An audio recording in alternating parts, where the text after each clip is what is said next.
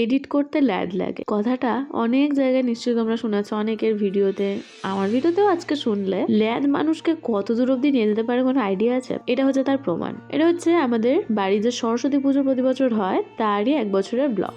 মানে এটা হচ্ছে আগের বছরের আর কি, এবছরের অবশ্যই না, তো আগের বছরের ব্লগ, যেটা কিন্তু আমি এডিট করতে একদম মানে সময় পাইনি, বড় কথা ভীষণ ল্যাদ লেগেছে।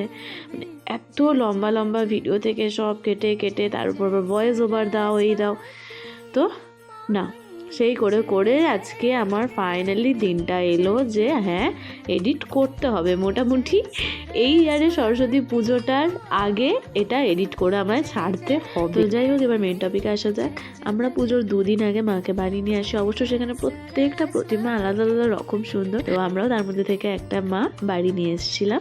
আর এই যে এখানে পরের দিন সকালে উঠে স্নান করে মায়ের জন্য যা যা ফুল আনা হয়েছিল সেগুলো একটা বড় থালায় সাজিয়েছিলাম, আর এগুলো ছিল কিছু কুচো ফুল। আর এখানে যে সিলভার জুয়েলারি গুলো আগে এই যে দেখিয়েছিলাম, এগুলোই হচ্ছে মাকে পরানো হবে, সুন্দর করে সাজানো হবে।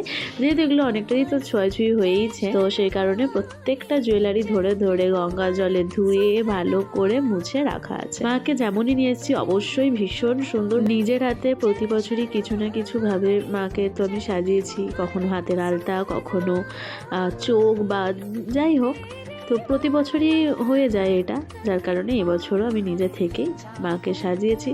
আর এই যে কিছু জিনিস, যেমন এই গলার যে প্লাস্টিকের যে হার টাইপের, তারপরে হচ্ছে আরও কপালের যে ওই স্টিকার টাইপ সিঁদুর, এইগুলো আমি একটু সরিয়ে দিয়ে একটু রিয়েল রিয়েল ব্যাপারটা রাখতে চেয়েছিলাম, যাতে করে আরও সুন্দর লাগে। আর এই যে পুরো গাটা একদম সিলভার জুয়েলারিগুলোতেই ভর্তি করলাম। আর ছিল একটা বড় মালা, তারপর গলার কাছে ছোট একটা জাস্ট পার্লসের হার দিয়ে পুরো জুয়েলারি পরানো কমপ্লিট করে, তারপরে এই যে বললাম স্টিকার সিঁদুরটা তুলে গুঁড়ো সিঁদুর দিয়ে দিয়েছিলাম, নতুন একটা কিনে আনাই।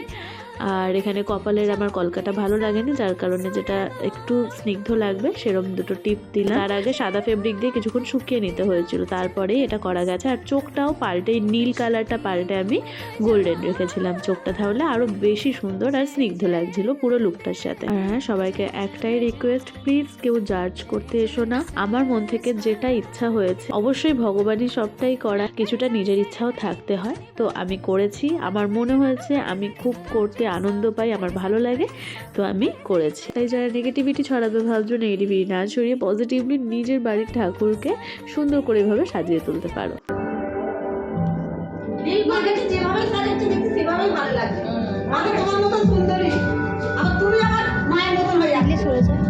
ক্যামেরায় আসলে সুন্দরী, চোখগুলো দেখো না কি ভালো লাগছে, আরো ভালো লাগছে।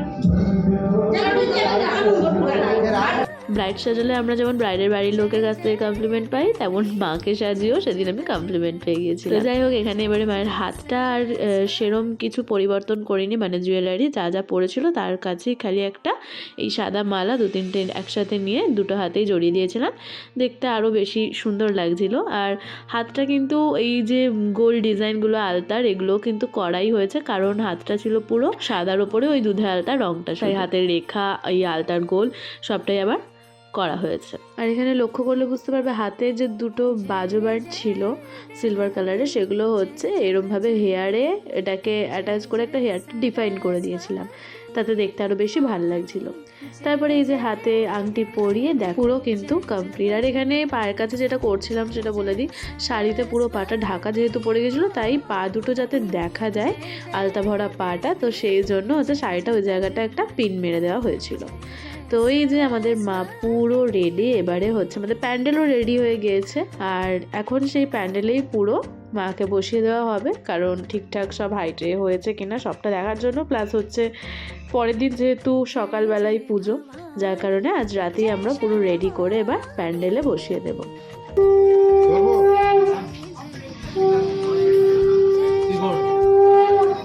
তো প্যান্ডেলের সাথে পুরো একদম ঠিকঠাক মাপেই হচ্ছে মাকে বসানো হয়েছে, ঠিকঠাক সুন্দরভাবে হয়েও গিয়েছে। রাত্রিবেলা যাতে কষ্ট না পায়, ঠান্ডা না লাগে, তাই বাপি চাদর দিয়ে এইভাবে পুরো মুড়ে দিয়েছিল, যাতে করে সারা রাত ঠান্ডা না লাগে। আর এই যে সকালবেলা একদম স্নান করে হলুদ মেখে রেডি হয়ে চলে এসেছি পুষ্পাঞ্জলি দেবো বলে। তো চলো এবার একটু প্যান্ডেলের দিকে যাওয়া যাক। আর আমি একটু তোমাদের দেখেও দিই যে দিনের আলোয় পুরো মা সরস্বতীকে নতুন সাজে কেমন লাগছে।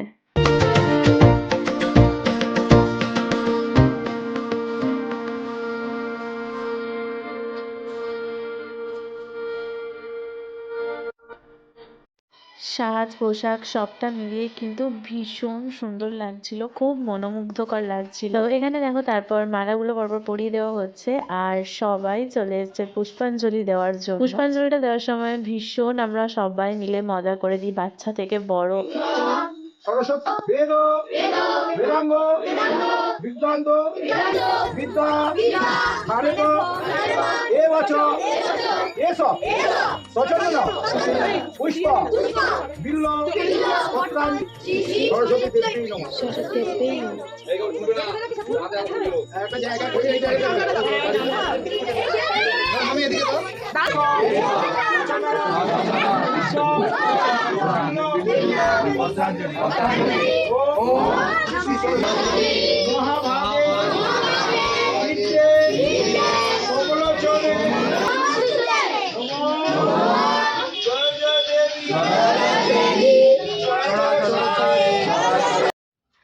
এতটুকু পুষ্পাঞ্জলির ভিডিও না দিলে ঠাকুর আমায় পাপ দিত।